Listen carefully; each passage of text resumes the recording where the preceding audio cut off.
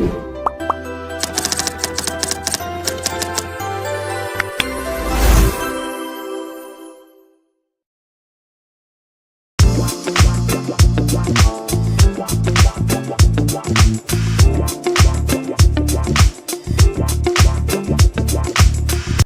sahabat Karisma, selamat datang di podcast Karisma. Di forum komunikasi agronomis ini kita bisa sharing banyak hal seputar dunia pertanian, perkembangan teknologi, edukasi, dan berbagai isu pertanian. Jangan lupa untuk share podcast ini ke komunitas pertanian maupun kerabat kalian ya. Bersama dengan saya Ibnu Sutoro, di episode kali ini saya akan ditemani oleh Bapak Nur Imam Afandi selaku sales eksekutif PT Syngenta Indonesia. Selamat datang Pak Afandi, gimana kabarnya? Selamat datang, terima kasih Pak. Ya, dari kunjungan-kunjungan yang sudah dilakukan nih Pak Afandi, kan Ya. Pak Afandi lagi mobile sekali ya. Ya, betul, Nah, Pak. tapi kita nanti akan sharing-sharing. Kebetulan saya juga ada case di beberapa petani kita. Ya. Ini bisa ditampilkan di video kali ini. Di balik hamparan tanaman yang terlihat hijau, tersimpan ancaman yang sering luput dari perhatian. Gulma tumbuh dengan cepat, menyebar di antara tanaman, menyerap nutrisi, air, dan cahaya yang seharusnya untuk tanaman. Jika tidak dikelola dengan baik, gulma pada tanaman jagung bahkan dapat mengurangi hasil produksi hingga 30%. Bukan hanya itu, keberadaan gulma juga akan menghambat proses pemeliharaan tanaman hingga masa panen. Pertumbuhan pun terhambat dan hasil tidak lagi maksimal. Belum berhenti di situ, ulat penggerek batang menyerang dari dalam, masuk ke batang, merusak jaringan dan melemahkan tanaman tanpa terlihat dari luar. Serangan ini beresiko besar menyebabkan kerusakan parah hingga gagal panen. Perlahan tanaman pun rusak. Inilah kondisi yang sedang banyak dihadapi petani jagung saat ini dan juga di masa yang akan datang. Dua ancaman nyata yang berdampak langsung pada hasil dan harapan.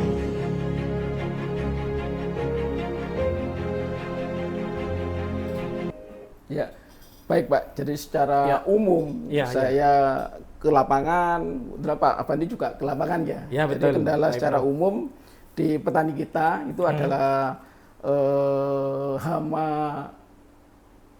ulat termasuk gulma, Pak. Ya. Jadi dua itu yang menjadi momok untuk budidaya jagung di petani kita ya. Ya. Nah, menurut Pak Afandi ini dampaknya apa, Pak? Atau Ya. kalau terjadi penurunan hasil, penurunan hasilnya ini sampai seperti apa, Pak? Ya. Jadi dua case kendala petani tadi, Pak. Iya, saya sependapat dengan Pak Ibnu dengan video tadi yang ditampilkan. Jadi selama saya berkarir di Syngenta, kami banyak ke lapangan dan yang paling menonjol adalah terkait dengan gulma di tanaman jagung. Seperti tadi di videonya Pak Ibnu itu kan kelihatan antara tanaman sama gulma, tanaman pokok sama gulma itu kan hampir sama. Jadi gulma ini mengendalikan sebenarnya gampang-gampang susah Pak Ibnu. Kenapa saya katakan gampang-gampang susah? Telat kita mengendalikan, maka setelah itu kalau kita telat mengendalikan gulma ini, itu ke belakangnya itu sangat repot. Kenapa saya katakan demikian? Ketika tanaman misalkan sudah umur 20, tanaman sama-sama tingginya dengan gulma. Kita mau di selektif ini rumput sudah tua, tidak akan efektif. Kemudian yang kedua, kalau kita pakai yang kontak, itu harus pakai sungkup. Nah, pakai sungkup itu juga perlu hati-hati. Resiko ke tanaman utama, Pak ya. Betul, itu pasti akan terganggu. Itu yang terjadi sampai dengan saat ini. Karena mungkin ya sebelum ini kan harga jagung di bisnis untuk tanaman jagung mungkin belum terlalu menarik. Karena petani sendiri belum tahu dan bagaimana teknik memanajemen gulma ini. Sama juga sampai saat ini, dulu kita tidak pernah untuk tanaman jagung mengendalikan hama, tidak pernah. Tapi 5 tahun terakhir ini jangan coba-coba dengan hama, bisa gagal total. Kalau hama ini Pak ya, yang terjadi akhir ini kan banyak FAW yang paling ya, terkenal. betul, iya, Pak. Tapi sebenarnya di tanaman itu sendiri sebelum meledak 5 tahun yang lalu, itu 10 tahun yang lalu ada. Cuma petani belum aware. Sama dengan gulma. Gulma ini kalau kita teliti itu pengurangan hasilnya itu bisa sampai 30%, Pak. Dan itu akan mengganggu untuk perawatan kita, dan pupuk yang kita berikan itu juga akan hilang. Bukan untuk ke tanaman pokok, ke tanaman jagung, tapi dimakan Karena juga sama persaingan antara tanaman utama betul dan sekali gulma Pak ya. Ibnu. Ya, betul sekali. Iya, iya. Pak, kita tahu kondisi yang sekarang ya, ini semua pada naik semua ini, Pak. Ya. Jadi ya herbisida termasuk ya saprodi ya. Ya, Ini saat pupuk. ini memang sangat apa ya, naiknya sangat signifikan sekali, Pak. Ya. Nah, berapa sih Pak perbandingan antara kalau itu petani udah beli mahal-mahal, ternyata manajemen untuk perawatan di baik gulma atau ulat ini tidak betul-betul dilakukan dengan baik. Ya. Nah, ini seperti apa itu nanti itu? Betul Pak Ibnu. Jadi ini dasar pemikiran kita ini harus petani itu sekarang itu harus bertransformasi. Paradigmanya sudah berbeda ya.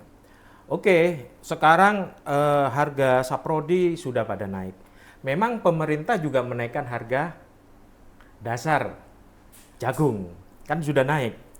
Tapi kalau harga pipilan jagung juga sudah dinaikkan, saprodi juga naik, tapi paradigma cara berpikir kita petani tidak berubah dengan mengendalikan gulma dan hama, dan tentunya teknologi nanti yang akan kita keluarkan, maka petani selamanya yang tanam jagung itu tidak akan istilahnya bisnis yang tidak menggiurkan, karena apa yang didapat dengan biaya yang dikeluarkan masih tetap imbang. Jadi keuntungannya belum maksimal. Kita harus mengejar ke arah bagaimana petani itu sejahtera. Ya. Baik Pak Afandi, jadi selama ini nih Pak Afandi kan mobile sekali ya, mobile ke wilayah-wilayah. Nah, dengan cara petani yang saat ini yang sudah dilakukan ya, secara umum, apakah sistem budidaya yang saat ini dilakukan oleh petani ini sudah dianggap sudah efisien atau seperti apa? Kalau saya lihat di lapangan sampai sejauh ini Pak ya, beberapa tahun terakhir ini, jadi petani secara umum, petani masih budidayanya belum efisien. Pertama tadi itu Pak, seperti apa yang dialami Pak Ibnu, banyak sekali petani di lahan areal-areal tanaman jagung.